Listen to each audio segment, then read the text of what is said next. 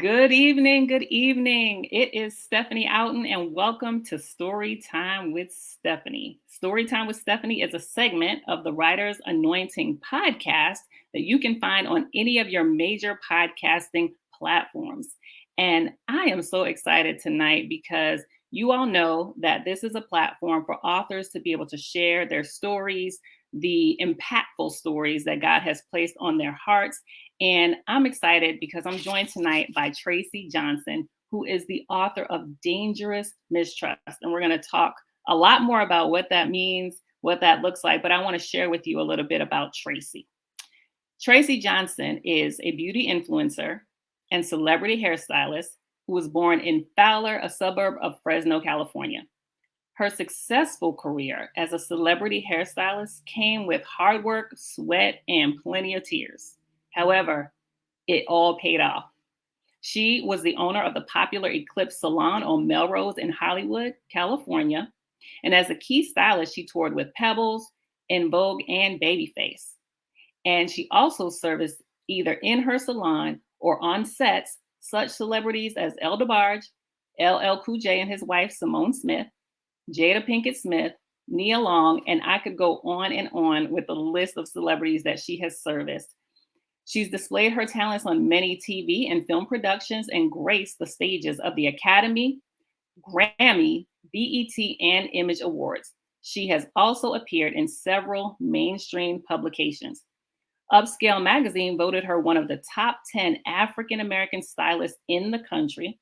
And she was also voted one of the 50 most influential women in the beauty industry and voted her salon as one of the top 10 urban salons in the nation. So many accolades for this wonderful woman of God who decided to rewrite her story based on the truth of God's word in her new book, Dangerous Mistrust, From the Death of Faith to the Resurrection of Destiny. And that's what we're going to be talking about tonight. So I'm going to invite her in so you all can see her and welcome her. Tracci, are you with us? Hi, I'm here. Hi, Thank you Tracci. for having me. Thank you for being here. I'm so excited to have you. I'm excited too. Yeah, so I have to show everyone. They all know. I show the book, and you see I have You got it all marked up, huh? I have a gazillion sticky notes. I have so much highlighting everywhere. I have like 4 pages of notes, right? So Wow. I'm excited to talk about this book. I love a well-informed interviewer. That's awesome. You might be more informed than I am. Absolutely not. I mean, this is your life story. So no one knows it best than you or God. So let's talk about it. This title, first of all, is what intrigued me. Dangerous Mistrust. A lot of times we hear the word distrust, but we don't often hear mistrust. And so I was so happy that right in the very beginning, you shared with us like why you decided to name it Mistrust versus Distrust. So tell us a little bit about that. Well, when you distrust somebody, it's usually based on something that they did, experiential. Yeah. Someone let you down. They didn't keep their word, and mistreated you in some way. So you develop a distrust for people based on that. But mistrust as it pertains to God is unfounded because we already know that God cannot disappoint us. God cannot not keep his word. He's extremely trustworthy, but we mistrust God based on our own issues, our own experiences in life. It causes us to mistrust God. So what I was, that's been my struggle, my whole Christian walk is learning the trustworthiness of God, and to not mistrust him because he is the only sure thing in my life. He's the only person that's ever kept his word to me, but I had to learn to trust him. Yeah. So I'll say this right out of the gate, the first 7 pages. Okay. Yeah, those You first 7 pages are doozies, huh? Oh yeah, you started this book with a bang, and it absolutely helped to solidify what you just said about how we can build this level of mistrust because we're basing it off of a false belief in what we think about God, right? Mhm. Those Yes, perceptions, things that others have said, but not the things that we've experienced for ourselves. So you absolutely. walked through a lot. Yes. I mean, a Yes. lot. Yeah. And Yeah. just the first 7 pages, Mhm. everything that you felt, you experienced, I felt like I was living them with you. I was Wow. angry. I was scared for you. I was Mhm. disappointed just as much as you were disappointed. And Yeah. all those emotions just overtook me right from the start. I started calling everybody. I was like, you Wow. need to read this book. So Wow. I want to ask you, like, what made you start the book that particular way? Why that situation? That was probably the most, impactful thing that's pretty much ever happened to me. It was so it was the most dangerous thing that's ever Yeah, happened to me, yeah, you know? I couldn't even imagine my life taking that turn. yeah, Yeah, I've gotten myself into a lot of things, but this particular thing I did not do. I mean, I didn't do that to end up yeah, where I ended up. yeah. Um, but I ended up there based on my mistrust of God. Mhm. Yeah, And so it took me down a path of danger, yeah, and I felt that that was the beginning. It really was, it pretty much summed up what the book was going to be about. yeah. Yeah. Oh, it definitely did. When I Absolutely. read it, I felt like there was so much of your story that felt like my own story, and it felt like the story of so many other women, right? Mhm, We mhm, What undergirds a lot of the toxicity that we mhm, face, mhm. and what pulls us into those toxic situations, toxic relationships, is often those painful or non-existent relationships that we have with our Father. Absolutely, And so absolutely. as I read your story, the more I got in depth into it, I was like, yep, there it Yeah, is, yeah, right? It's yeah. that young girl that Mhm. is actually the one living out the situations because we have not fully gotten to the root of the pain that we're in. And it stems Absolutely. from those father wounds that we have, right? Yeah, So yeah.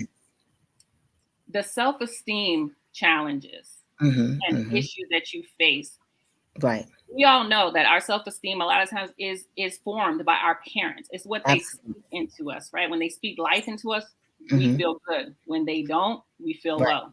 right. But you also had something else very significant at the age of 7 when you were in school to Mhm. really shape some form of your self-esteem. But what Absolutely. then compounded that was an Mm. issue that you have experienced with your father on Christmas. Tell Yeah. us a little bit about what happened in school and then what happened with your father. Let me just start with my father first, because it actually happened first. Okay. My dad, he just was, at the time I had no idea that he was just incapable of, um, being a positive figure in my life because he really had no reference. So I didn't know that at the time. I just knew that he would never keep his word to me. Mhm. And that resonated, that spoke that he really just did not care about me and that I wasn't worthy. That's what set up in me, from that time. That changed the trajectory of my existence, basically, because I felt that I was unworthy of love. Mhm. Yeah. um Although I had, a good home and my mom was great, it was, she could not protect me from that, Yeah. because my dad he was in and out of my life. He was there and then he wasn't there, and he was there and he wasn't there. But every time he came into my life, he deposited these seeds of, um, unworthiness Mhm. in me. Yeah. And so, of course, when I was in my, I guess was a second grade class, and my teacher was mistreating me, and it was obvious that she made a huge difference in me. And I, knowing, I'm not understanding racism at the time, I was just a little kid and I didn't understand that these people didn't like me because I was Black. Right. I just thought they didn't like me because of the person that I was. So I didn't understand it. I just knew that I was being really mistreated. Mm-hmm. And that the reason why I brought up that particular situation, because I do remember vividly, like when I turned into this little 7-year-old girl or 8-year-old kid when I think about that experience, because that really broke my heart. And just thinking about it makes me, teary-eyed, just thinking about how someone could do that to a little kid. Yeah. And how I felt so inferior to the rest of the kids in the class. Yeah. I was the only Black kid. And I just felt inferior and didn't even know that it was because they were treating me that way. You know what I mean? It wasn't because I just felt inferior. You know what I mean? So, and so that experience really, it solidified what was already there. Yeah. It just made it, it just kind of like confirmed that I was unworthy. Yeah. And that feeling of being rejected, because here you were in this classroom, the only little Black girl. Exactly. And here it is, your teacher says something so horrifying and does something so terrible to you. And it just puts you into that place of rejection. And here you are with a father who you also feel has been rejecting you, because now you're feeling unworthy. Yeah. And that's the sentiment of so many young, especially Black women, right? Where we live that pain of our fathers not being there. I'm one of them. My father was never in my life. And you shared something in the book, and you all know I don't tell exactly what's in the book because I want you to get the book and I want you to read it. And that's why I put the link. It'll be running across the screen. It's also in my link in my bio. So please get this book, because you need to know exactly these experiences that Tracci walked through, so you understand that this woman that has come out on this side and that she could smile as big as she smiles now is because God truly did a work in her. And you need to understand from beginning to end what she has walked through. And she is very transparent. I'm talking about very transparent in this book. There's some things that we walk through that we feel so much shame and guilt about that we would never put in a book, but you did. What made you say this is the time to share and to be so honest about the things that you experienced in your life? I just, being transparent and being very honest, it was never even a question. If I was going to write this book, I was going to be that. There was no question about that. As difficult as it may seem, it really was not, because I'm free now and I'm not that person anymore that I'm writing about. And then I also, what was my priority and my objective for this book was for people to be helped. And I could not do that if I wasn't honest, and that's what I think, that I really wanted to promote, that authenticity. When you can be authentic and people feel that, and people feel that you're being vulnerable, it would help people to be that. And that's what people need to be. So many people are dying these days, suicide, and because they can't talk to people, or they're not, no one cares. Well, at least that's how they feel, like no one cares. And I just think that I just really wanted to be open, really as an example, for other people, because, tell your story, maybe it'll help somebody, because we don't go through things just for ourselves. Absolutely. I didn't go through what I've gone through for me.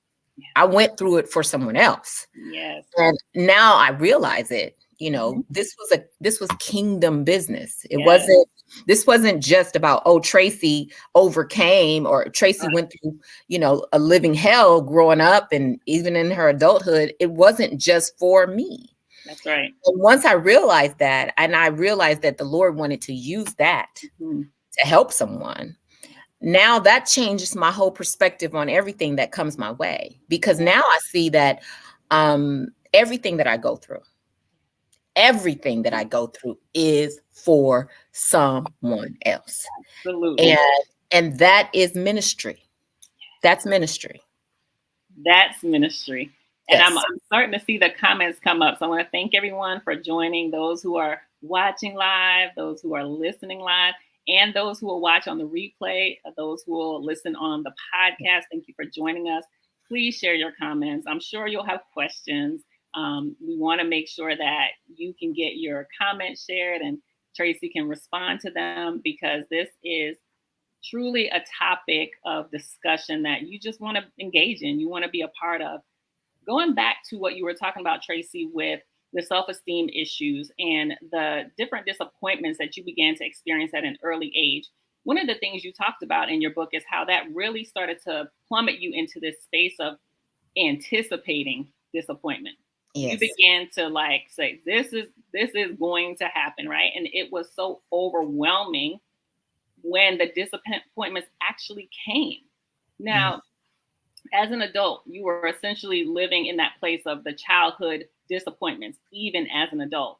Yes. Your past and your present pain started to commingle, right? Yes. So, Hmm. because of what you perceived that would be a disappointment, your reactions started to become very unreasonable. Right. Very unreasonable. You Right. tell a story about this En Vogue tour. I Yes. definitely want you to tell that story. Tell them the story about the En Vogue tour. Well, when you anticipate disappointment, it is irrational. It really makes no sense because there's no evidence that this is going to actually happen. It's just something that's set up in your mind because of, the trauma that you've endured. And so I was on tour with En Vogue, and they wanted me to go on a international tour. I had already went with them. No, no, no. Or did I? Yeah, had already gone with them on a national tour, and they wanted me to go to Europe. And I had never flown further than any place in the United States. Okay. And so to fly to Europe just seemed so, as far as I had already had a fear of flying. Let's just start there. Mhm. And then for them they wanted to fly to Europe, and then we were going to fly from city to city to city all around Europe. And I just could not even imagine You that were like, I oh, was no way. there was no way I was going to make it. There was no way I was going to make it. We were going to crash. We were going to, because I was on that plane. I didn't expect anything to happen good. I didn't think anything was going to have a happy ending for me. Mm, I expected to be disappointed in some way. I expected, now, just like I said in the book, they could have gone on and had yeah, a good time, which they did, and they came back safely. right. But had I been on that airplane, we wouldn't have made it. That's how I felt. And that is ridiculous. But You would have been, that was my reality at the time. That was how I felt, and that was that was that was some trauma. that, that was some trauma. That really was, because it stopped me from doing a lot of things that that's I it. should have done. Yes. Stopped me from living. Yes. So afraid of disappointment, And then a lot of times I would actually set it up, set up things so that I could be disappointed. Because Yes. I wanted to have control of the outcome. I My didn't God. want it to sneak up on me. I wanted to have control of the outcome so that I could be prepared for this disappointment. Yes. I did not want it to sneak up on me. Mm, So I used to prepare myself and actually create the scenario of the mm, disappointment. wow. Yeah. Okay. That is so key. Because I think there's so many people, not just women, but men do that too, Oh, right? yeah. You do not want to experience the pain. And so you think of every possible scenario that can happen so that you can prepare yourself. And Mhm. really, nothing can ever prepare you until you actually walk through it, right? Until you Nothing. actually deal with it.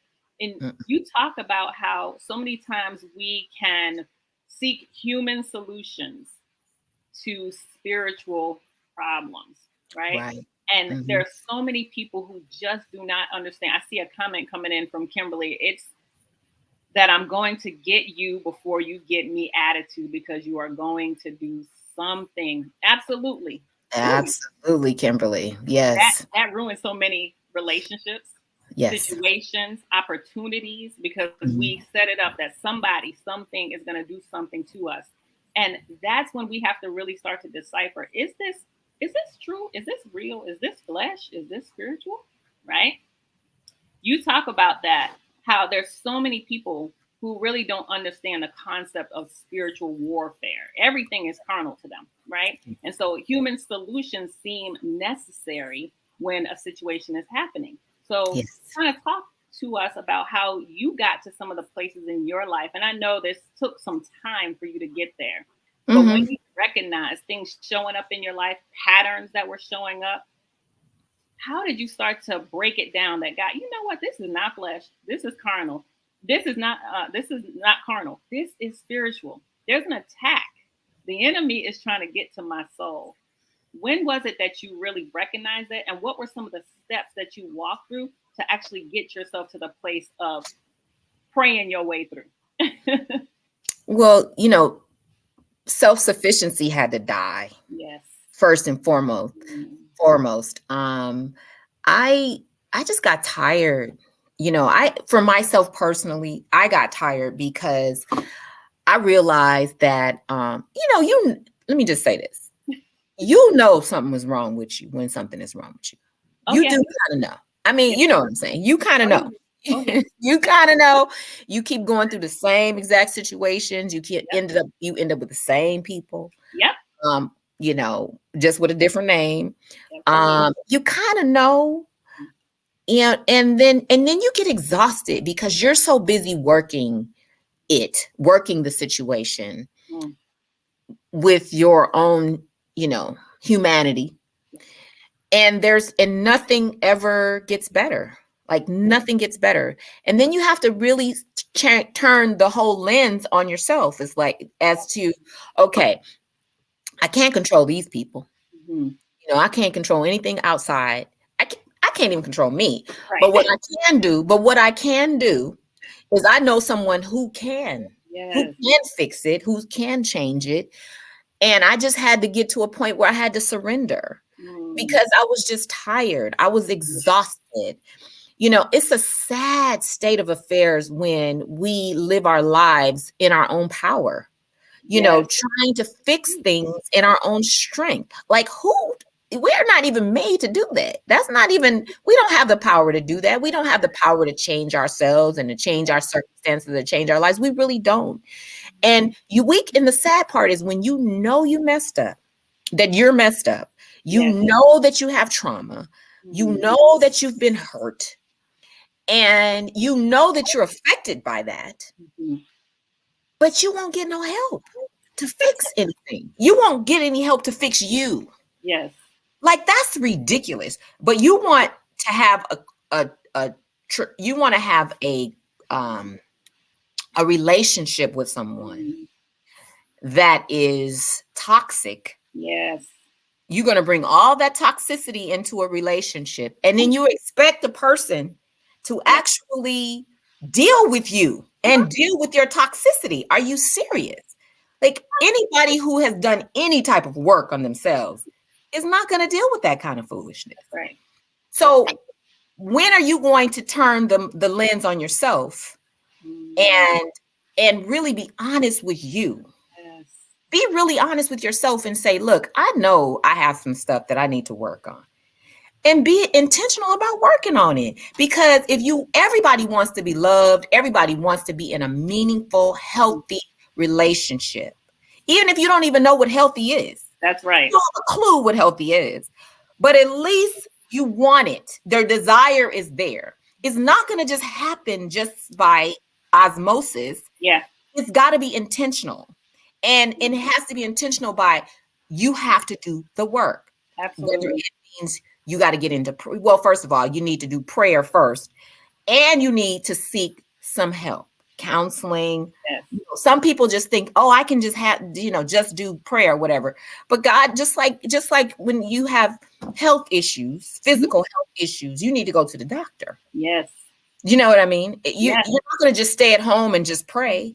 God gives you doctors, Yes. and Yes. it's the same exact thing with your head.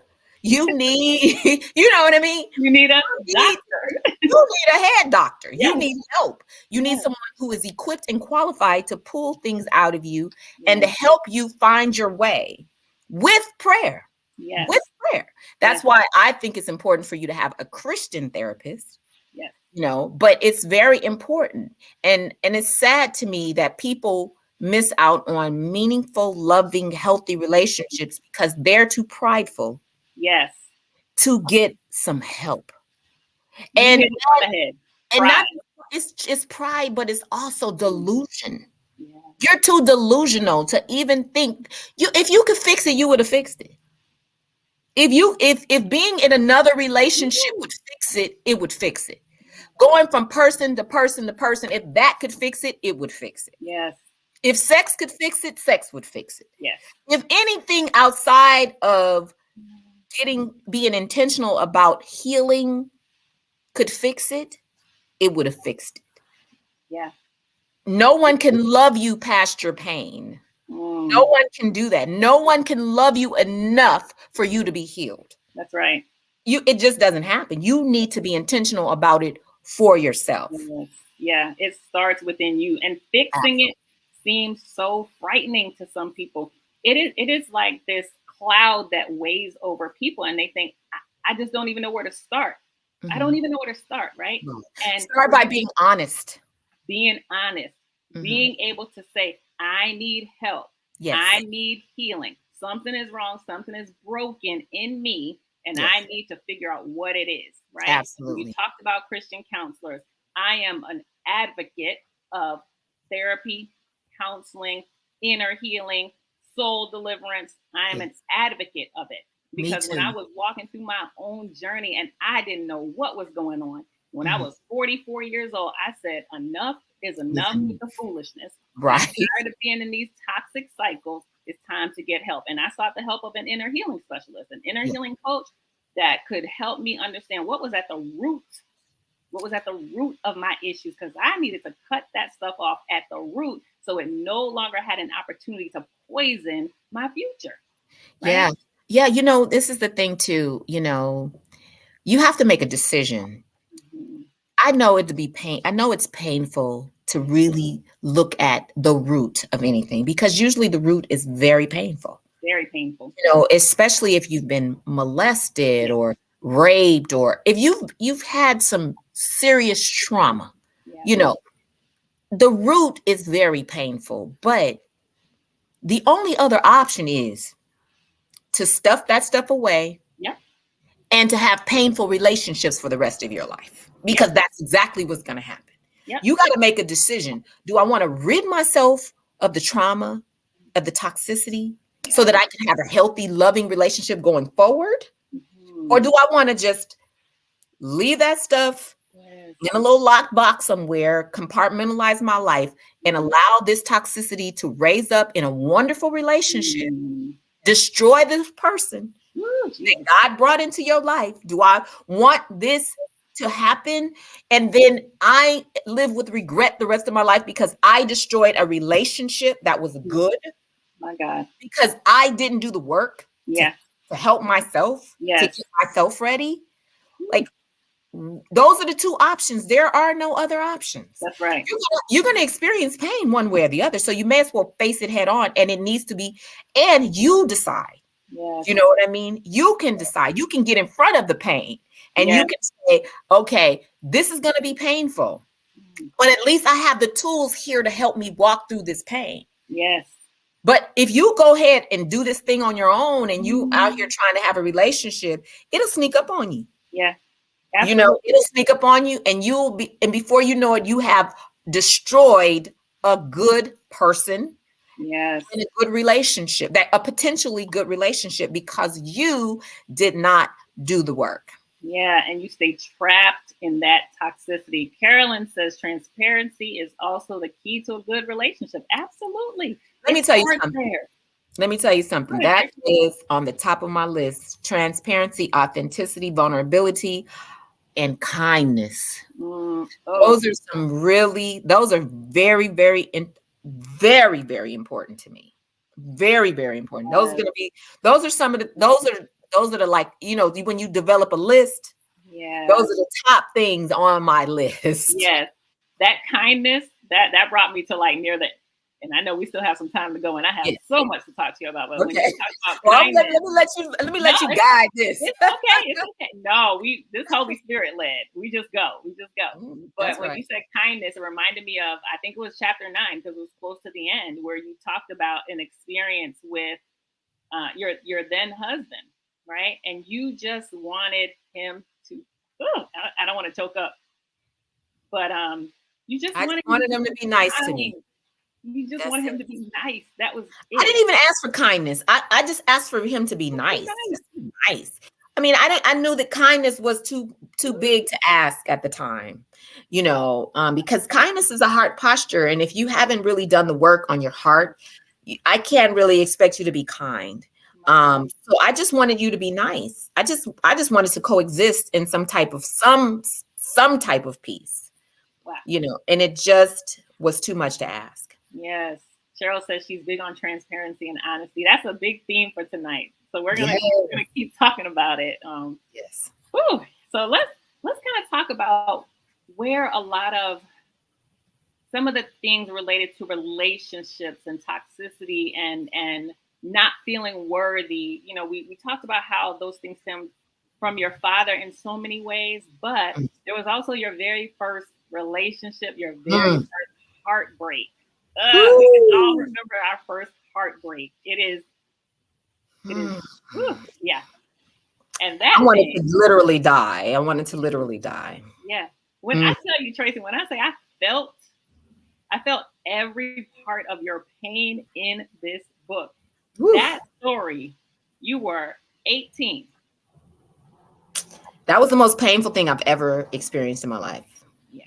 Even to this day. To this day, This day. yes. Yeah. Hmm. And when she says that, y'all, because I'm telling you, when you read this book and you literally walk in Tracy's shoes and you see what she has walked through, for her to say that was the most painful thing in her life, I can think of so many other things that you Doing went so through. many things before, and so many things happened after. You would think, Yeah. but I think because I was so pure Yes. at that time, and I had never experienced any pain in my life. Not anything like that. And my love was so pure, and because of that, I had opened myself. I was open. I was an open book. I was wide open. Yes.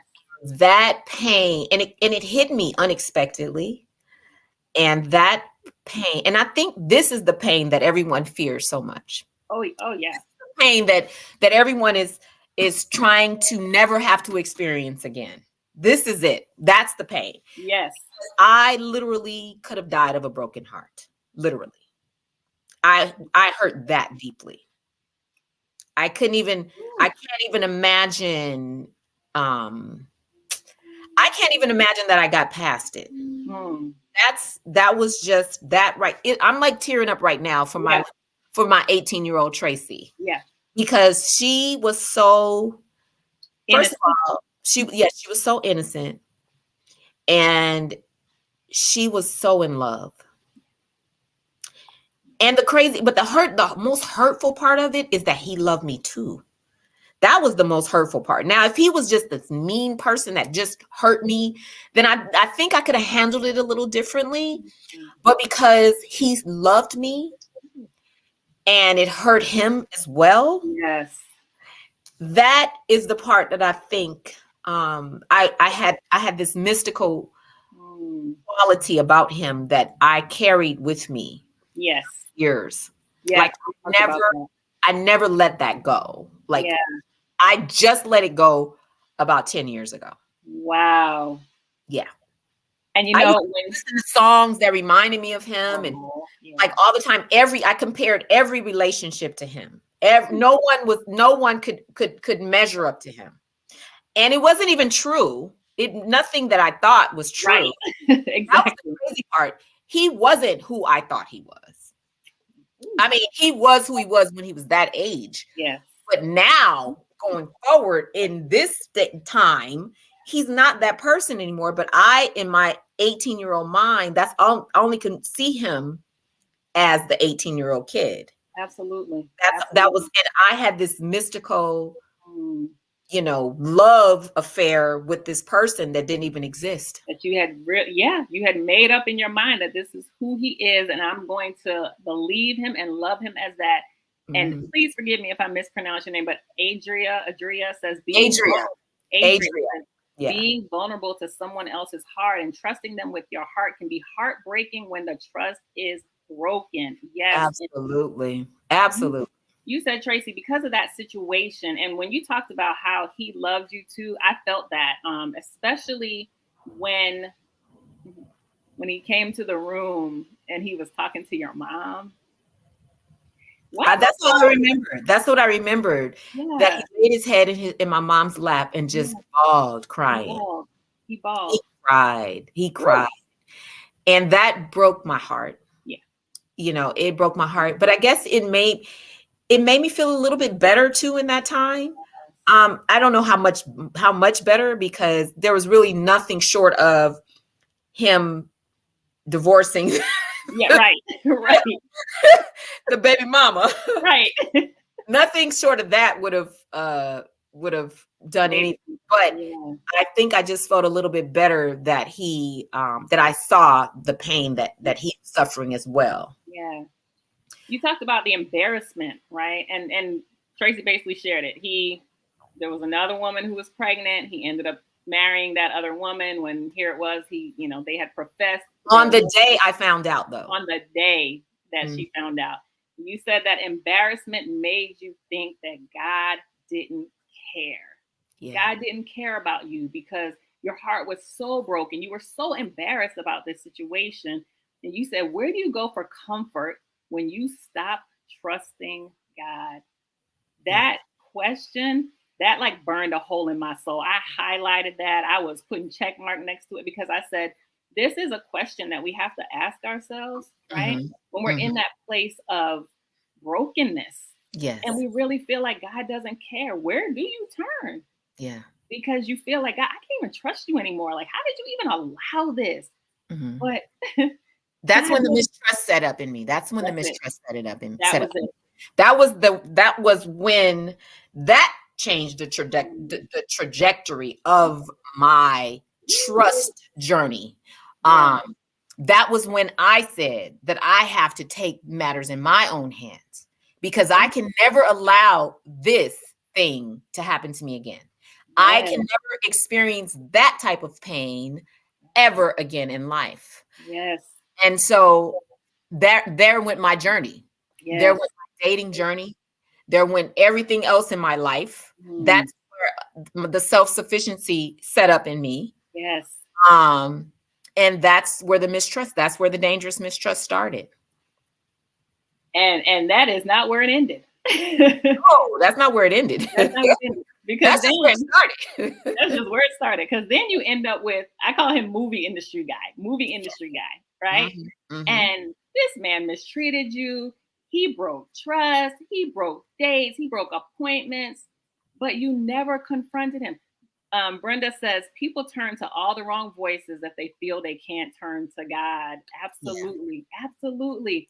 And it's usually the voice you set up in here. Yeah, it's that inner voice.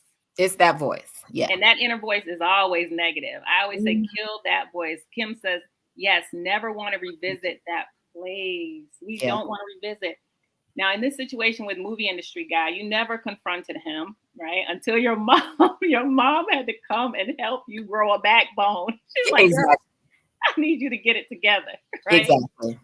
And you said sometimes we need someone to hold us accountable when we are drowning in nonsense. Yeah. And your mom was that for you. I was trying to hold on to something And the funny thing is that was during that season. There was a season where I was, allowing things to happen to me. And I was just trying to take a different approach. I don't even know where that approach came from, because that's not even me to really deal with that kind of thing. Yeah. But I was just saying to myself, I guess I told myself, maybe we should just keep our mouths shut, and then maybe at some point, they'll come through. You know what I mean? At some point they'll start treating me right. I don't know. Yeah. And then after that situation, there was something else that set up in me where I wouldn't take nothing. Yeah. That was most of my life. That was most of my life. Most of my life has been, and anybody who knows me can attest to this. Yeah. I will be done with somebody like that. Yeah. Like done. Like we call that the cutoff spirit. Oh Lord, the ghost spirit. I will ghost you so quickly. That's because I was never really attached to you in the first place. So that's what set up in me the protection. That was my protection mode. Yeah. I protected myself by never really investing my heart. Never really putting my heart in there. My heart wasn't even really on the table, honestly. Wow. It really wasn't. I would give you just enough. Yeah. Yeah, I give you just enough. You gonna fall in love with me. Oh, yeah. You will never get my heart. But my heart's not gonna really be there. Yeah. But I did make a vow the last few years that, well, I've healed from that, of course. I've healed from that. But I made a vow that I would never be in a relationship with anyone that could not hurt me. Yeah, yeah. Cheryl said that's a guarded heart. Been there, child. Yeah. I would never be in a relationship anymore. And I would never be in a relationship with anyone who could not hurt me. Because if you can't hurt me, that means that I'm not invested. I'm not invested. Mm-hmm. So that's where you said you gave up this search for the knight in shining armor, and instead you put the armor on. You became the one riding in on the white horse. You actually kind of developed this savior complex where it's like, you know what? Oh, he needs me. Oh, I'll go be with him because you know what? I can fix that. What'd you say? You were Tracy the therapist, Tracy the spiritual guide, Tracy the fixer. You were everything. You said I needed to be needed more than I needed to be loved, because at that point, love had just become a fallacy for you. You were like, whatever. My heart is guarded. I can't even feel that anymore. I don't want to feel that anymore. So you know what? You need something fixed. I'm going to fix it for you. Right? That was my safe place. That was my safe place. Yes. That's where I developed that place. That was my comfort zone. Yes. I needed to be needed because it validated my worthiness. Absolutely. It made me feel valuable. Yeah. It made me feel valued. Absolutely. Yeah. And, and I had to now those are the things that you have to be really honest with yourself about. This was the hardest part of this whole journey, is actually seeing that ugly stuff and identifying it and taking responsibility for it and understanding where it came from. And those things, that was the hardest part of this journey. That was the hardest part, is actually realizing that that's what I was doing. Mm-hmm. Yeah, and you don't feel it or see it in the beginning, but it'll hit you in the face, and you're like, wait, that's what I've been doing? I had no idea that that's what I was doing. I didn't have a clue. I didn't know that I needed to be in control of the situation, because me being fix it, say, Captain Save or whatever. I did not realize that was my control too. Yeah. That's how I stayed in control of everything. Absolutely.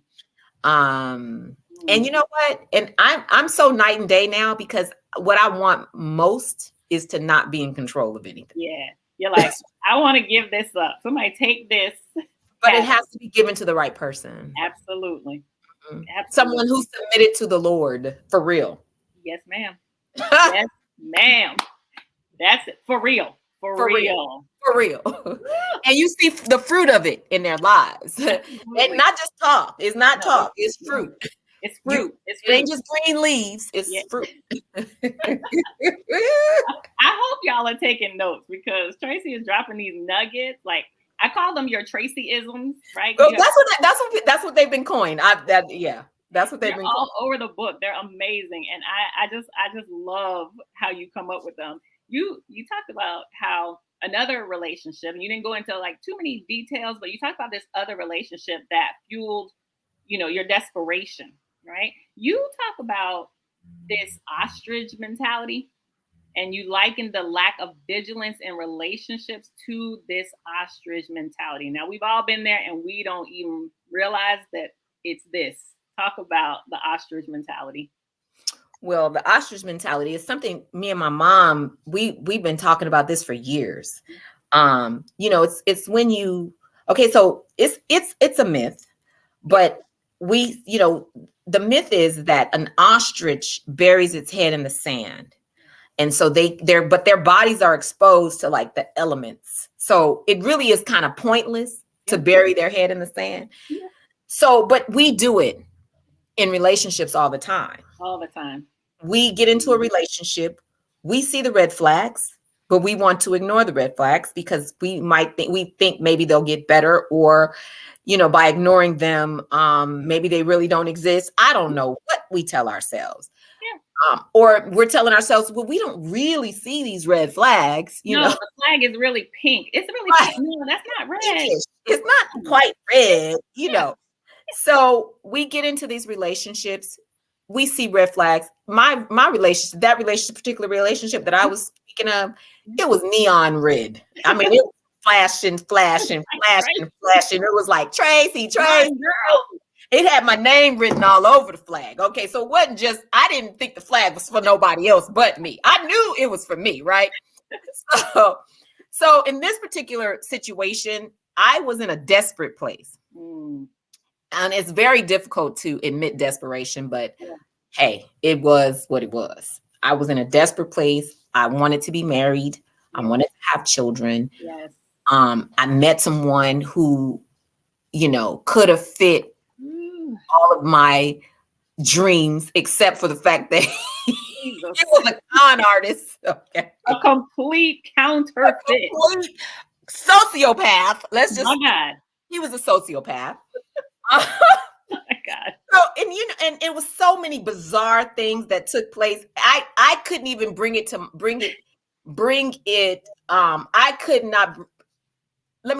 I could not. There were so many things that I left out because I couldn't bring myself to put those things in there because they were so bizarre. And if you thought I was desperate reading that story, if I tell you really a lot of stuff that happened like in that story, like it's so much more. We got to talk about that stuff offline. I want to know. Let me tell you, it was but that was just one situation. I can write 3 more books. I really can. But that was the ostrich mentality because I buried my head in the sand because I didn't want to hear God say, Tracci, this is not me. I didn't send you this. I didn't want to hear it. And how many of us have done that? We don't want to hear it because we want what we want. Yep. We want what we want. Even if God can see the future, we already know he can see the future and he's warning us against it. But I was just so wanting the fantasy that I did not take into account the reality of what was really going on. Yeah. The reality was he was a sociopath, completely a narcissist. The list goes on and on and on. There's not enough words to describe just from what you did share of that piece You of have your no life, idea, girl. You have no idea. I'm like, look, and Tracy, look, I've been married and divorced, and I done walked through some stuff that made me say, "Dang, was that the same? Was that the same person?" Girl, I'm sure a lot of us have encountered something like this. Oh yeah. The enemy was busy. Yes. Now, I'm gonna tell you something. I just like I put in the book.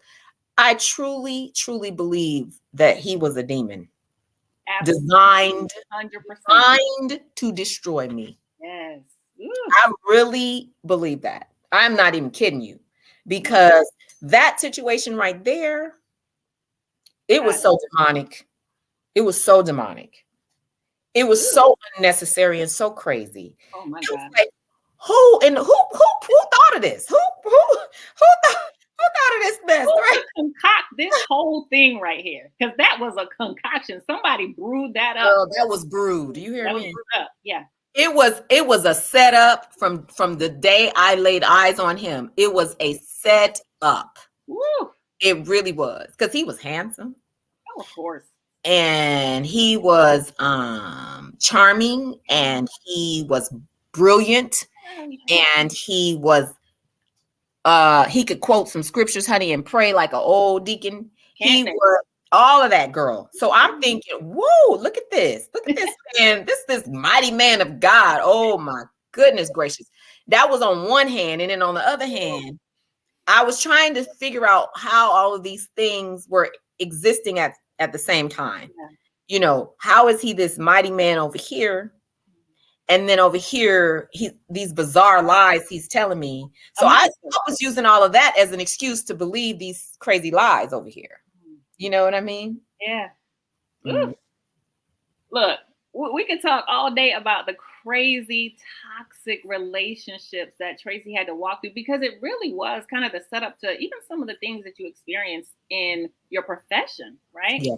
Yes. And I want to shift a little bit to that. Iceland says we definitely, definitely married to Lucifer. Oh, yeah. That's the word. Wanting the fantasy so bad that you ignore the reality. And we have all been there. I have been there multiple times, okay, and could write multiple books about it. We have all been there.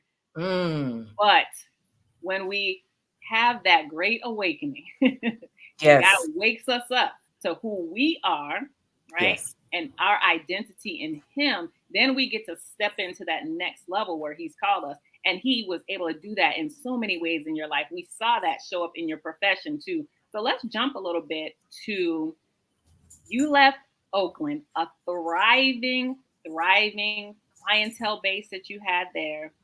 Mm-hmm. You had people coming out of the wazoo to do hair. And you said, I'm just going to drop everything and I'm going to go ahead and move to LA. Yep. And that's where your faith and your trust in God truly got tested. You talked about how panic set in because you're like, wait a minute, I left all this over here where I was doing good to over here where nobody really knows me. I don't even know anybody out here. What do I do? And panic replaced prayer. Right? Yes. Mm-hmm. You went through something. It was, to me, it was like God was like dropping miracles. He was literally in your path. You talked about the stomach alarm. I want you to tell us a little bit about the stomach alarm, because so many times we have that gut feeling, that gut instinct that God is trying to tell us, go back to where I sent you. But we still go forward. Tell us about your stomach alarm situation in this particular case. Well, my stomach alarm is just, it's my peace being disturbed. Yes. You know, now it may happen to you in another way, but for me, that's how it always manifests itself. It's like my stomach, I start getting these little bubbly feelings or this sinking feeling in my stomach.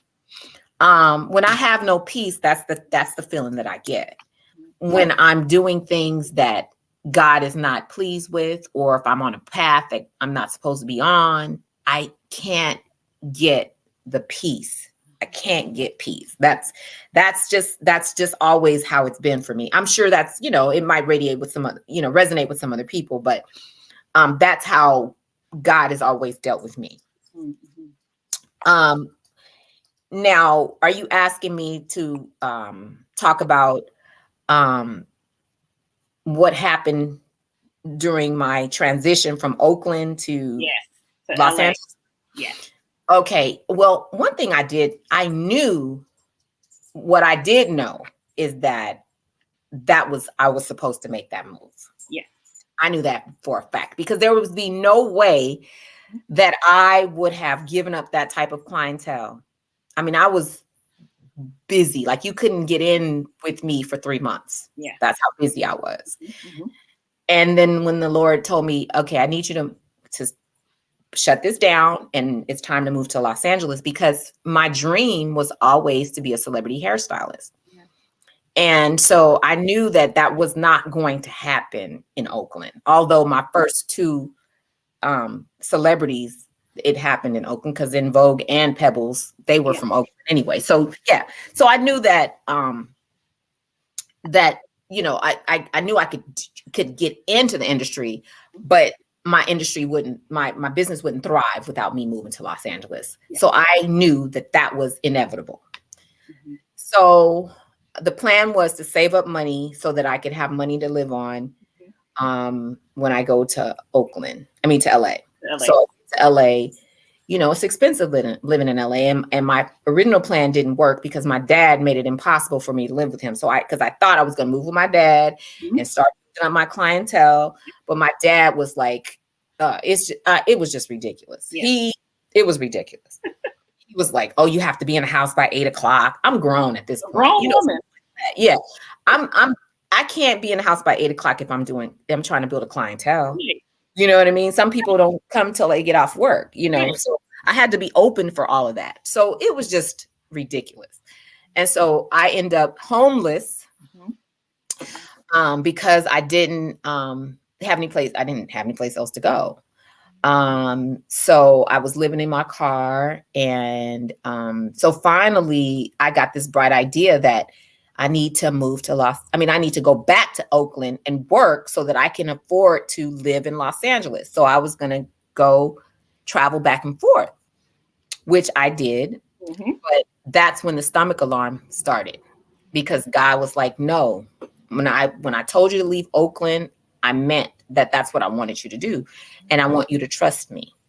So, but I spent all my time trying to figure things out and I Yeah. wasn't praying.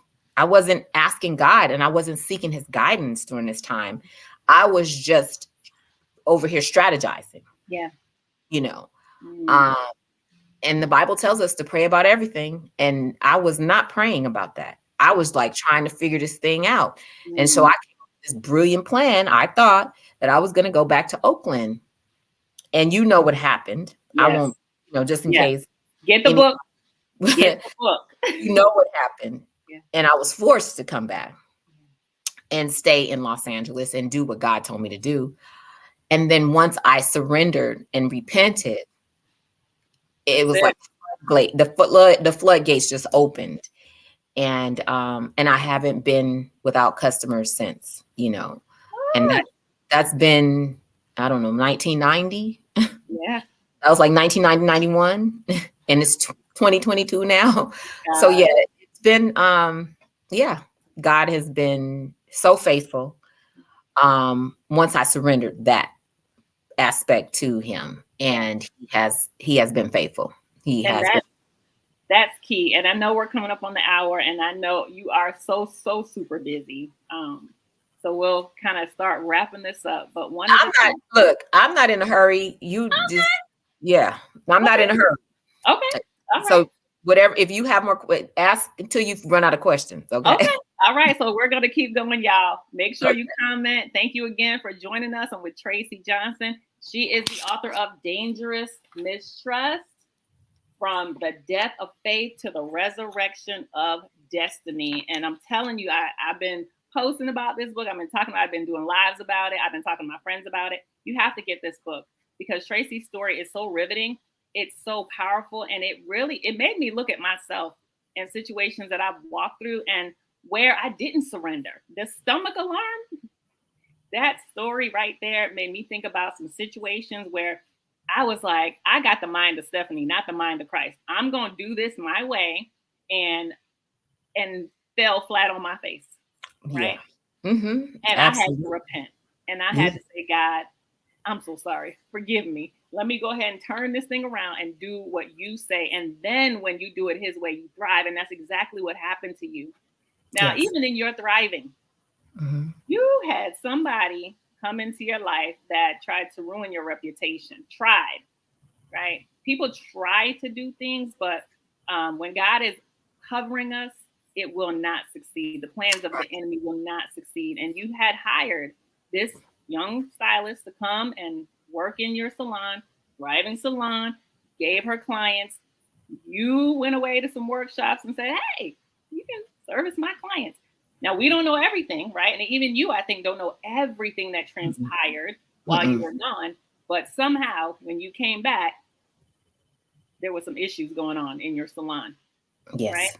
Yes. And it puts you in a place of feeling like, wait, what's happening? Right. What is going on? Why is my reputation now being tainted? This reputation that I worked so hard to build, and you were in a dark place. Oof. Oof. Dark. I always care. I think my darkness was darker than most people's darkness because I cared too much about what people thought of me at that time. Yes.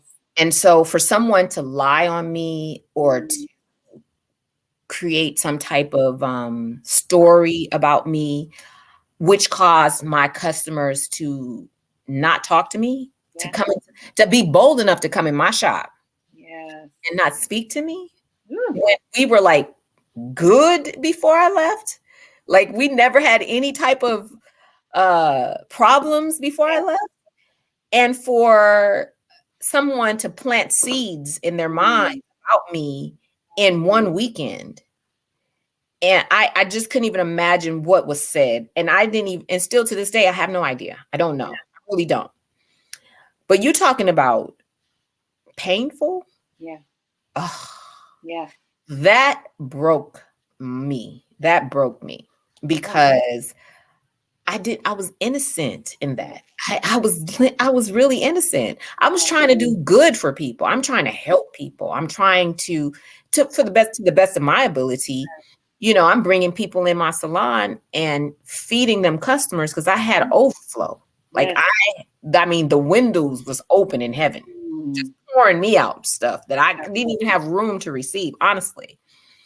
And when I brought a couple of people in, and that particular person hurt me to my core. And then it was another person in the salon who was taking the customers that I was giving them and taking them home to service them so that I could get nothing from it. Oh, wow. So it was all this kind of stuff going on. It was just a mess.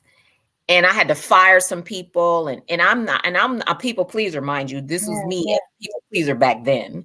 Yeah. And so for me to have to step up and fire people, that was the hardest thing for me. Like that was very hard for me. Because I knew that that was going to come with more backlash and people talking more about me. And I'm young. I don't know how to handle this kind of stuff. I'm an artist. All I want to do is do my art. I just want to create. I don't want to deal with drama. I don't want to deal with all this stuff. It was just too much for me. And I didn't know, I had this idealistic view of owning a business and owning a salon, and it's going to be just great. And I'm going to set my own atmosphere, and I'm going to, make sure everything is so nice and everybody's going to be happy. And this is how I thought. But I'm so innocent because, see, I don't wish people bad.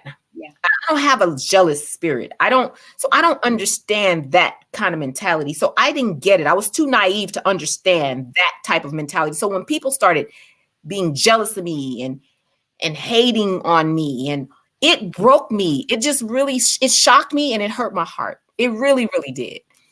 And so when I had this, when this happened to me, when I tell you that was one of the darkest times of my life, because my reputation was destroyed, I thought. And My business was destroyed, I thought. And, and I had no friends. Yes. I felt like I had no friends. There was no one I could trust. So I was in a really bad place at that time. Really bad place. And when we're in that place of darkness, we can't even see light, but God will send us light in ways that we never imagined. And He sent you light in the form of your angel friend, is what you called her. Yeah. Is her name Panay? Panay. Panay. Mm-hmm. I Yep. read that and I said, everyone needs a Panay in their life because Yes. He showed up for you. And she's still there like that. I still call her my angel friend. I don't even think she knows that, but she you know what the funny thing is? She didn't even know that I wrote about her in the book. She just found out last week. Like she was like, okay, people keep telling me that I'm in the book. I didn't even know. I was like, girl, of course, whatever. I knew she'd find out eventually, but yeah, she came right at the nick of time. God sent her. And that is when I started to see God's love for me. Yes. And I started to see, like, things started to change. My heart started to change. My mind started to change. And I started to see, that He really did pay attention to me, that He was concerned about me, that He really did love me. It took that for me to start to see that. That didn't cure it, but it was a start. It was a start. And Mm-hmm. that's all God needed you to see, that He needed to send you that light for you to know that more is coming, right? Yeah. And Yeah. she was a representation of His love for you. We all need that, right? Yeah. If you don't have a Panay in your life, you need to ask the Father, send my Panay, send my angel friend, because when we walk through these places of darkness, we need that light. Cheryl says jealousy is so real. I've been hurt by it and have misjudged me based on their stupid insecurities. So I just kind of say, "Hey, girl," but I don't get real close to people. And jealousy can block you off from people, and sometimes close your heart even to good people. So we have to be able to get to that place, like Tracy did, and through the support of her angel friend and her mom and everyone else that was in her corner, to be able to break that down, that what you can say and you can do anything, but at the end of the day, God is my vindicator. Yes, He God is is. my vindicator, and He He vindicates definitely me. is. He Yes. definitely is. And it took some years, but I got to a place. I'm at a place now where I know that God has me. Like, I know. You know what I mean? Like, it took me a long time to get there, but I know that He cares about me. Like, He really cares about me. He I know it. really does. He really does. Like, He I really know it now. And it took a long time, but He wanted me to know. And I was telling somebody this recently, that I finally see God as daddy. Like, Yes. I didn't know what daddy was like. I never knew what it was like to have a daddy. Yes. I used to look at my friends who had, daddies, and, they can go to their dad, and, and their dad would care about them and care about how they, baby girl, come on over here and let daddy help you, whatever, I never had that. I never had that type of security. And that's what fathers offer their girls, security, worth, value, all of those things. And I never experienced that. So everything that I had to learn it through other things, through experiences and stuff like that. But I realized that God really wanted to teach me His character. He wanted to teach me that side of Him. He wanted me to know that He is daddy to me. Yes. And so He went about strategically teaching me that. And that's been in the last few years that He actually really taught me that. So now I see Him as daddy. Yeah. I don't see him as dictator and condemner. I don't see him as I know He's the judge. I know I know He is all of those things. He is everything across the board. But He wanted me to know this particular aspect of His character. Yes. Wanted me to see Him as daddy. And He showed me Himself as daddy. Yeah. And I couldn't be more grateful. Then that's something that really healed me in that area. I'm new because of it. I'm new because of it. My relationship with him is new because of it. You fell in love with him. That was Yes. one of the things that he asked you to do, right? As he was taking you through that preparation process, that season of preparation, he wanted you to just literally fall in love with him. Yes. Tim says, yeah, such a beautiful experience to know him in a deeper, different way than you had ever known him before. And I know that experience, right? Of we don't grow up with a father. You grew up with yours, but you didn't have that solid relationship. I didn't grow up with mine. So I always saw God as a man, that he would leave me, he would abandon me, he would reject me like my father did. And so I had this false belief of who he was until he showed me, Stephanie, that is not me. I love you. I didn't do those things to you. I didn't hurt you. I didn't break your heart. I didn't reject or abandon you. Right. Yes. And I just want you to get so deeply in love with me, rooted in me, that whatever people do, it won't harm you. It won't break your heart, because I'm the one that keeps your heart. Yes. Right. That's what he had to show me. Yeah. And that's why I'm not afraid anymore. That's the reason why I can love with freedom.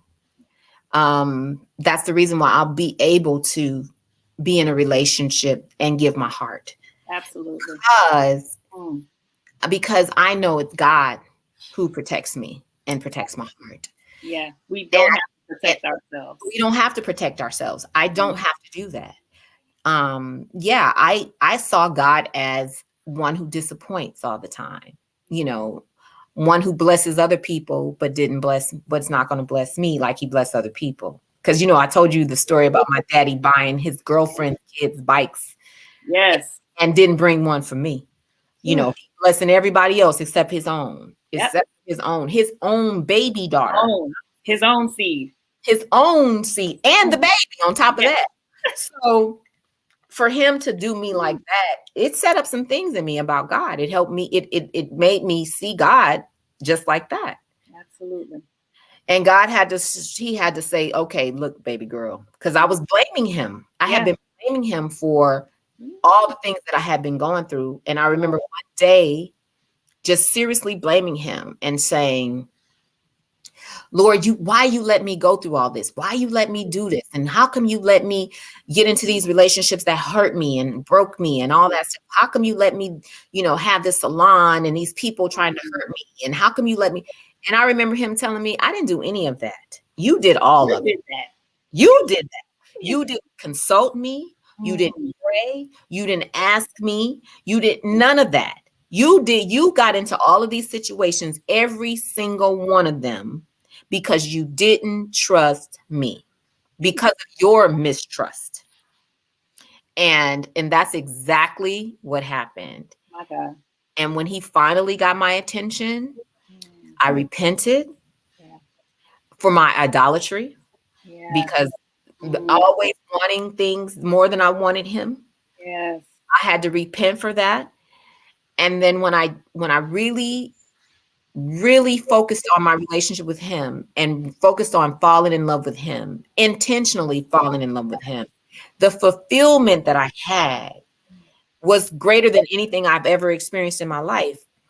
And once I realized that all the fulfillment that I was searching for, everything that I was searching for, was found in him. Yes. Once I realized that, then he was like, okay, now I can trust you, because you're not going to idolize anything that comes into your life now, because you know that the fulfillment does not lie in that person or that object. You're not going to idolize any material possession. You're not going to idolize any person. You're not going to do that, because you know that your fulfillment does not come from that. Yes. You know where your fulfillment comes from now. Yes. And so now it's safe to bless me. It's safe to bless me, because I will not idolize anything. I will not covet anything. That's right. I won't. So. And then 2014 came, and distractions came to try to set you on a whole different path. But Yeah. what I admire about you, Tracy, is as you wrote that part of your story, you didn't bash anyone. You didn't throw anyone under the bus. You actually were very intentional. You said you rewrote the chapter, right? Ooh, girl, you have no idea. Yes, I rewrote it. Let me tell you, Tracy, when I wrote my first book, I had to do the same thing. I literally rewrote an entire chapter because one, I knew that God was taking me through a transition and he needed me to heal in that transition because if I had written the chapter the way that I wanted to write it, I would have still been in pain and everybody else who would have read it would have been in pain too. So I appreciate what you did, that you sat back and you prayed about it and you were very intentional about how you wrote that part of your story so Mhm. that no one could walk away saying, "Dang, she really ripped that person to shreds." Mm-mm. No, you came with such a heart of I felt your love, right? I Mhm. felt your love for that person. I felt God's love through you for Yeah. that person. That you didn't want that person to walk away still with the unaddressed trauma, still with the pain, still Yeah. with all of the things they were walking through. You didn't want that for them. No, I learned that from my dad. This experience with my dad. Um, my daddy died s- Mm. with resentment Mm. and unforgiveness. And my dad was crying like a baby on his deathbed, not crying about dying, Right. not crying about losing us and leaving us, not crying about anything but something that happened to him 70 plus years before. He's crying about something that happened to him as a little kid.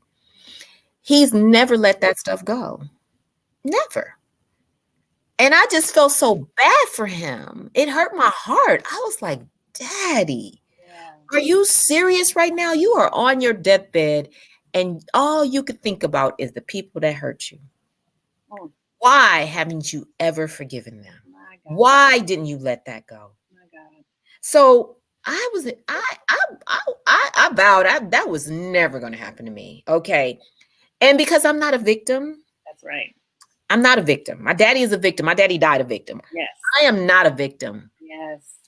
Mm. Um, and because I know that my God who loves me so much allows me to go through things, and it's all for my good. That's what the word says. Yes.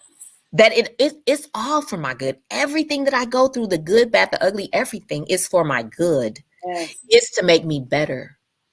So now, if it's to make me better, and I'm going to learn a lesson from this, and I'm going to grow through this, and I'm going to be wiser because of this, then why am I going to hold any type of hostility towards the person that was used? That's right.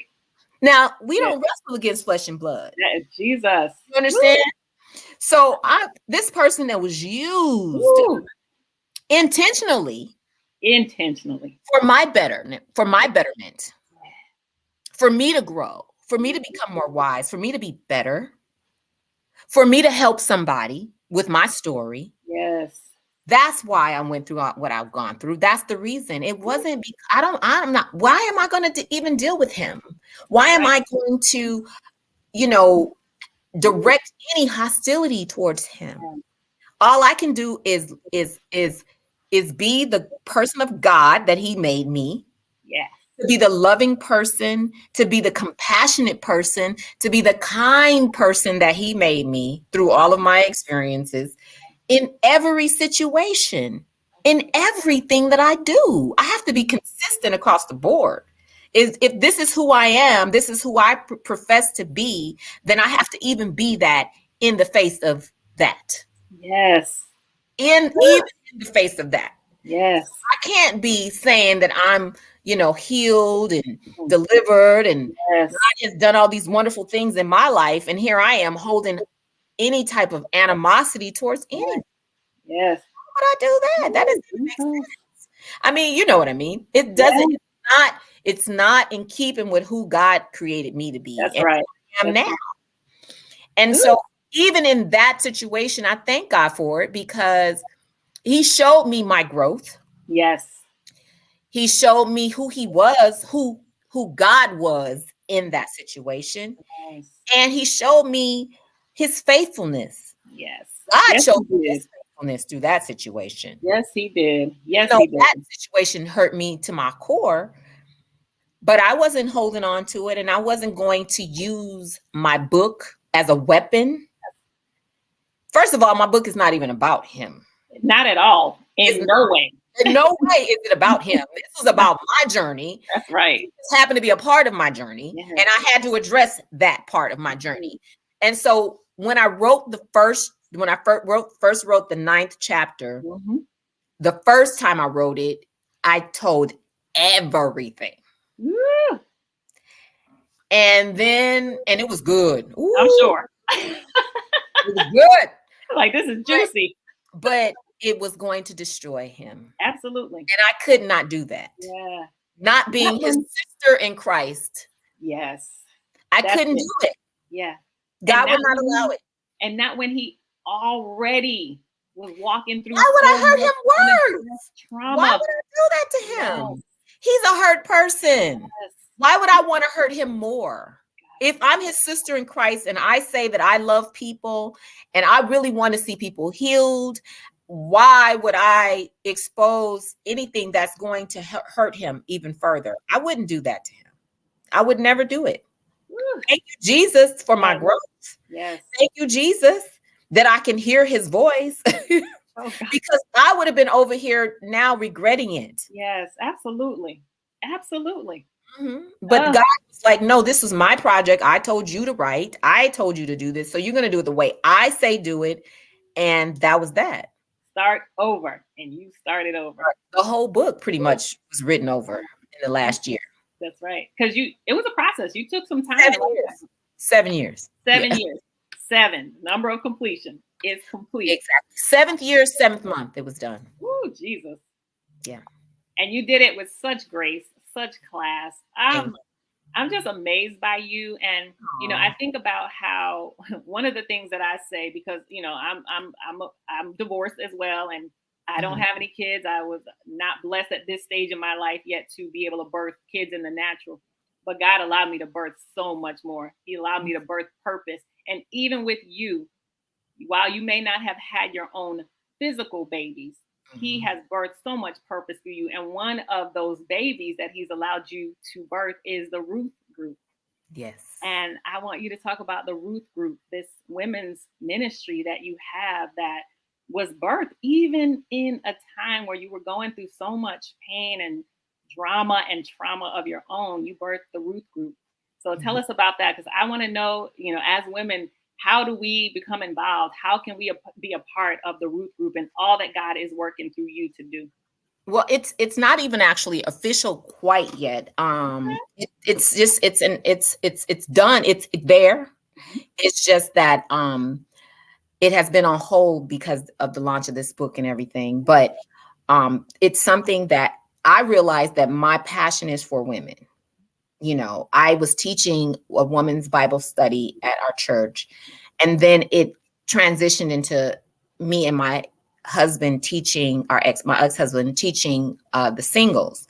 And I realized during that time, yes, I love teaching singles. I love, dealing with the men and women dynamic, but I really believe that that my true ministry will be dealing with women. Absolutely. And so the Ruth Group is birthed because of that.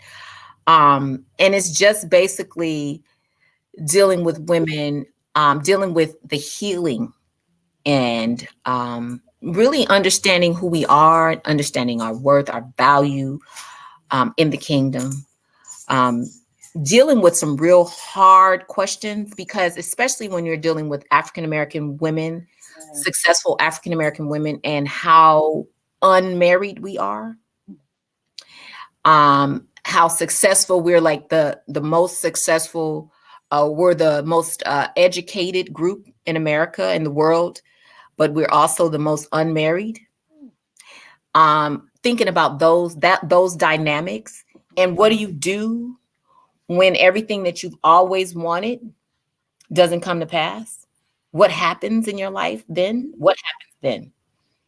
So it's about discovering your purpose, understanding your purpose. Because see, I thought that I was going to die broken heart because I was never going to have children. Right.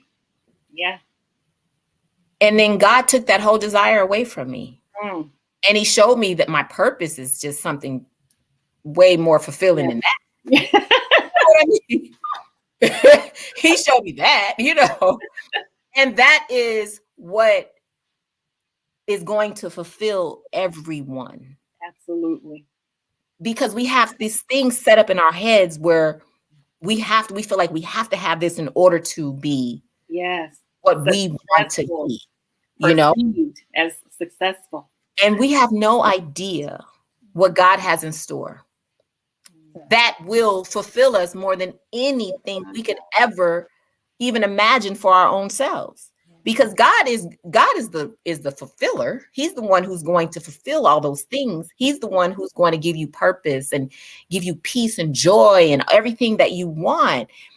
And when we look at anything outside of him for that, that's the problem. That's the problem. Yeah. And so we're so stuck in, I want it this way. Yeah. And God is like, but I want to give it to you this way. Do you understand? Absolutely. And are we willing to go the path to get it that way? To surrender to God and let him do it the way he wants to do it.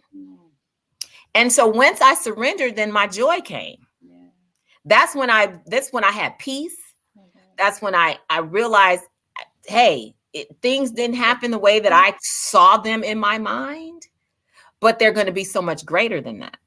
Because I've surrendered to whatever it is, God, because God is going to, of course, he's going to do exceedingly abundantly above what I could ask or think. Of course, that's what he says. So now why wouldn't I surrender to that? Why wouldn't I let him do exceedingly abundantly above what I ask or think? Why wouldn't I? We want that. Yeah, of course we do. But see, the problem is we want that, but we also want what we have set up in our brains. Of course. Yeah. Because again, it's the mind of insert your name versus the mind of Christ, allowing his mind, his will to overtake your own. That's what that scripture means, to delight yourself in him, and then he will give you the desires of your heart. Delight just kind of means to be pliable, to allow him to transform your mind and to allow him to set up in you what he desires for you. Absolutely. And so when he says delight in me, that means to take residence in him. That means to be pliable. Let him just be putty in his hands. Let him mold you, shape you and mold you and change your mindset and all that stuff so that you can be fulfilled by whatever it is that he sends at your way, because you will be once you give up all of your own views of how you want things to go.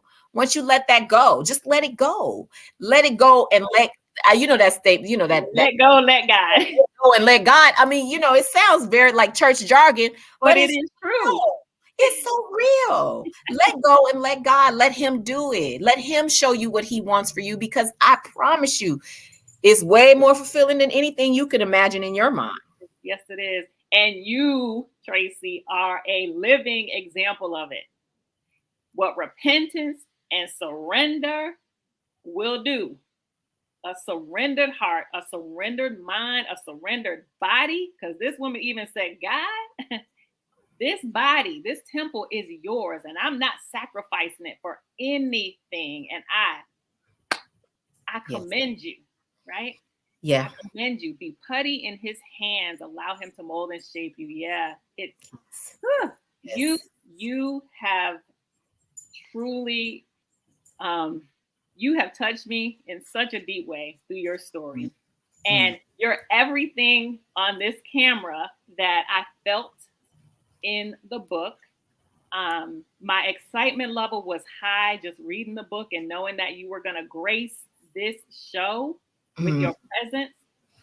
But to be with you and to hear your journey, even coming out of your mouth, and to see you on this side, because I literally felt like, I was like, golly, I felt like I was living with you in this stuff, and to see you with this beautiful smile on your face, to know how God has blessed you above. And thank you, Kim. Kim says she purchased her book. Kimberly, thank you. everybody else watching live and on the replay, get your book. We're running it across the screen. You can go right to Tracy's website to get the book. You can get it on Amazon, Barnes & Noble. It is everywhere books are sold. You can go to my bio and click the link. It's everywhere, because this book, if it hasn't hit the bestseller yet, this is a bestseller, right? Oh, This is God's bestseller. He did this thing through you, and he allowed you to not just touch my heart, but to touch the hearts and the lives of every person, not just women, because men, you need this book too. Your heart has to be transformed.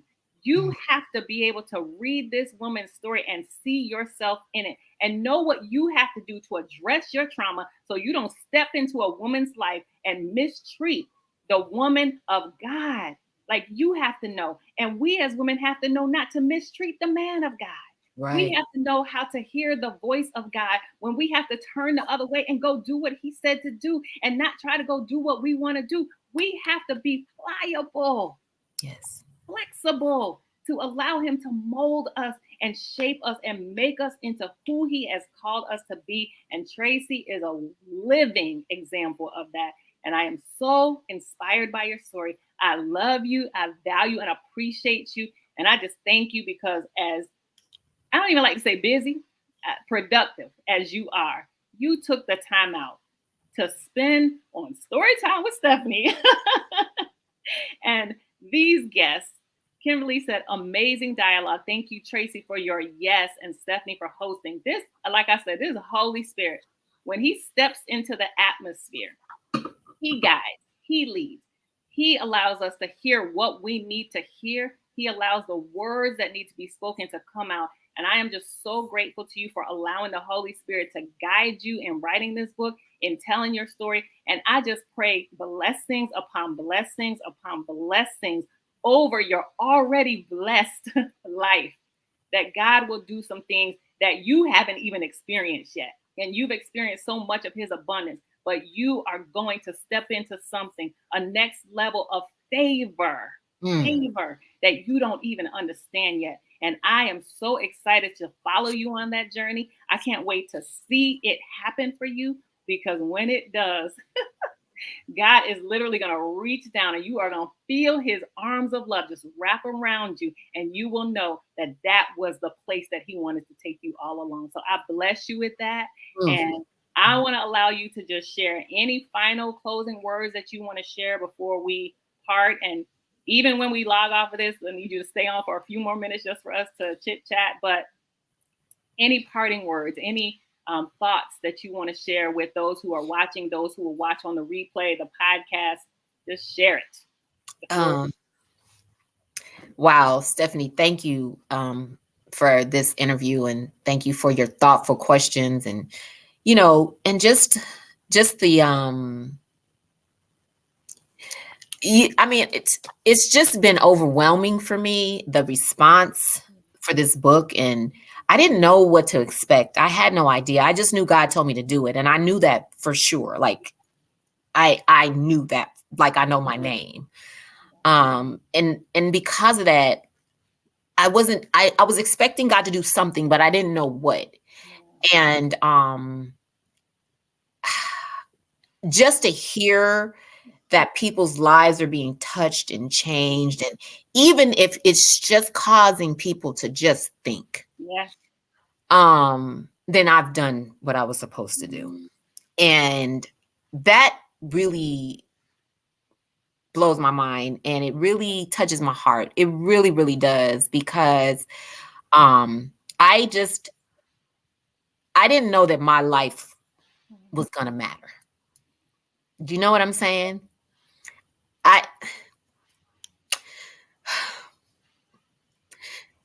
That little girl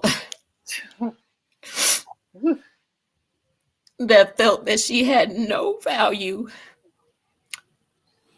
and for God to bring me full circle, and people say that my life has touched them. I can't even honestly, it's just my life. It's just, I was just telling what I've gone through. I didn't know that it would resonate with people. I didn't know that people would even be blown away by my story. I had no idea. So that in itself is amazing to me. That's God to me. And to feel the love and the acceptance from this book is making up for every time I didn't feel it. You know what I mean? And so it's just wow. All I can say is wow. And it's just, I'm just so grateful to God.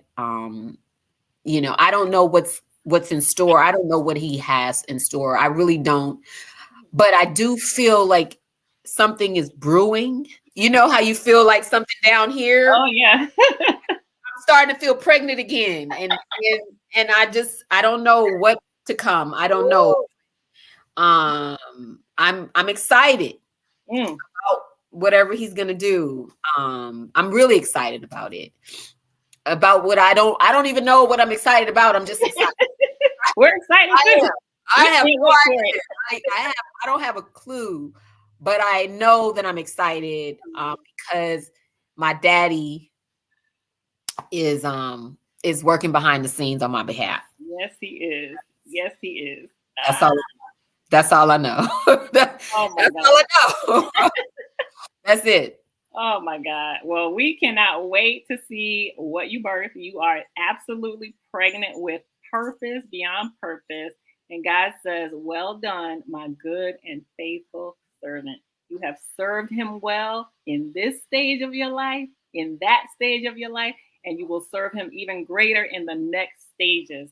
And we all will be watching to see what is next for you, what you birth, because it's going to be powerful. And keep sharing, share the information about the Ruth group with me. I follow you anyway, so I'll be checking when you put information. It's coming soon. It's coming soon. It's coming soon. Yeah, it's coming soon. I'm really thinking about it. I've been really preparing for it. It's coming soon. It's the next step. Yeah. And God has been really dealing with me about it too. So I know that it's here. It's here. It just hasn't manifested yet. It's here though. Right. But we cannot wait for it to manifest. Tracci, thank you. Thank you. Thank you. Everyone who is watching, thank you. Thank you for your thoughtful comments. Thank you for just being here with us tonight. Thank you for taking the extra time. We value and appreciate that.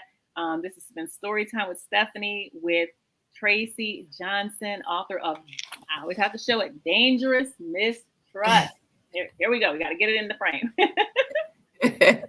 From the death of faith to the resurrection of destiny. Your destiny awaits. Yeah. We have been so honored to be with you all tonight. Thank you so much. We'll be back in a couple of weeks for another episode of Storytime with Stephanie. I'm your host, Stephanie Outen, and just honored and privileged to have had Tracci with us today. We say God bless you, thank you, and have a good night. Bye, everyone.